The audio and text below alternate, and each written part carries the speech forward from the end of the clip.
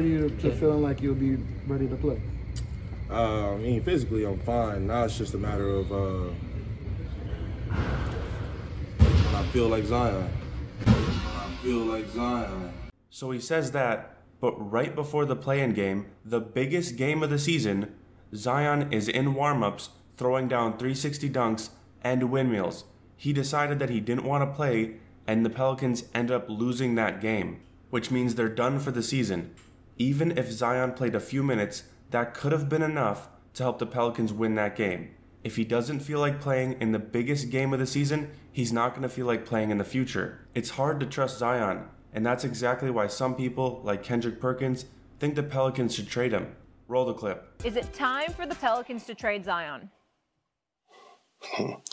Molly, you know, this the best part of the season, the NBA season, the play-in tournament, the postseason tournament. You know, social media is popping, Twitter is popping, your group messages is popping. And I'm in one of my group messages last night, and one of my good brothers, right?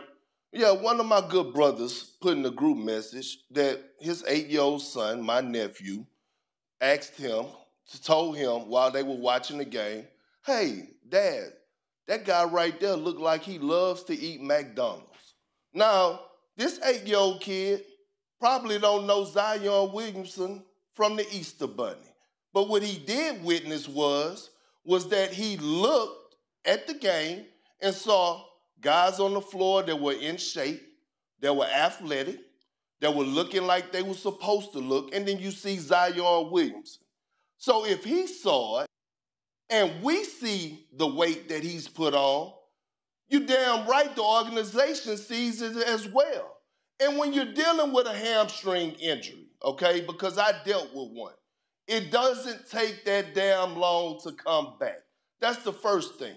The second thing is when you first get injured, two things are going to happen. First thing is they're going to tell you what's the plan, your recovery, your treatment, all that. The second thing that they're going to talk to you about is your nutrition, your diet. And if you're Zion Williamson, I'm pretty sure the organization probably told him time and time again, watch what you eat, make sure you go on a diet so that you can come back and you can recover faster and things of that nature. Well, they have no control over Zion once he leaves the practice facility. And so when I'm looking at Zion right now, that probably could have played last night, but he didn't want to play because he said he's mentally not there. The word trust comes into play. And if I'm in the front office of the New Orleans Pelicans, do I trust this guy to be my franchise player? Do I trust him that I could give him the keys to my car to drive it? And the answer is no. And guess what? If we would have asked a year and a half ago how many teams are out there that would trade for Zion Williamson, it probably would have been 25 to 30. Now it's probably only about 5, meaning that his value is decreasing. So if I'm the Pelicans and I'm going into this offseason, I'm actually looking to trade Zion Williams. Wendy, go ahead. Okay, so Zion has a contract like no other contract in the modern era of the NBA, all right? It is a max contract. He is going to earn a max salary next season. But he has 7 weigh-ins per year in his contract that he's got to hit a benchmark number to keep that contract being guaranteed into the future. He has 6 different thresholds of games played per season that affect the guarantee of this contract. The New Orleans Pelicans are owned by the same group that owns the Saints. And really, even though David Griffin has full control of this team, when it comes to business decisions, the Pelicans operate like an offshoot of an NFL team. And what Zion has is an NFL contract. And by the way, Zion agreed to that contract within 48 hours of the season of the negotiation window opening last summer. They didn't even fight that hard on all of these clauses. I mean, when you look at these clauses, I'm serious. It's that long on the computer screen, all of the clauses that protect the Pelicans. And they gave him that contract, Perk, because they were afraid of investing in him because of this situation. But the bottom line when it comes down to a trade is this. When Zion plays, the Pelicans are contenders. When he hurt that hamstring the first week of January, they were 1 game out of first place in the Western Conference. Without him, they're home before the playoffs officially start. They can't trade him right now, even with that contract as protection, and get a player back that can make that big a difference. So I think they have protected themselves long term. And Perk, I think the concept of a trade for Zion may be on the horizon.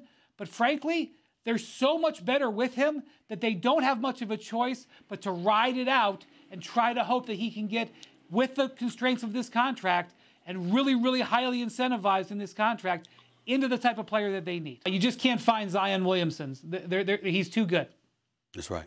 All right, we'll keep it going here, guys. So there you have it. I agree with Kendrick Perkins. If Zion Williamson isn't going to play, even with all of those contract stipulations, then you can't trust him.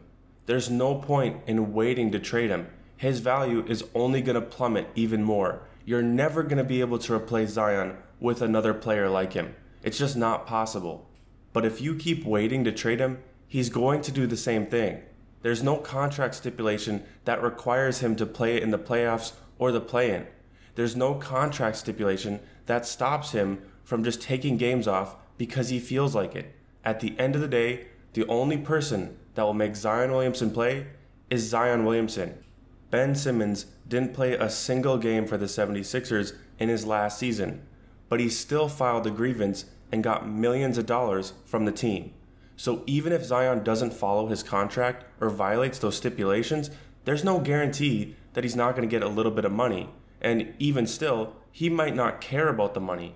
To me, it doesn't make sense that Zion Williamson will eventually decide to play in every game that he can. Anthony Edwards said he's going to play every game if he's healthy, and I believe him. Just like I believe Zion when he says he doesn't want to play. But that's all I have for this video. Let me know in the comments, do you agree with Kendrick Perkins or Brian Windhorst? Do you think that they should trade Zion to get some value for him, or hope that he decides to play? And leave a like if you enjoyed this video, and subscribe for more NBA content just like this, and I will see you in the next upload.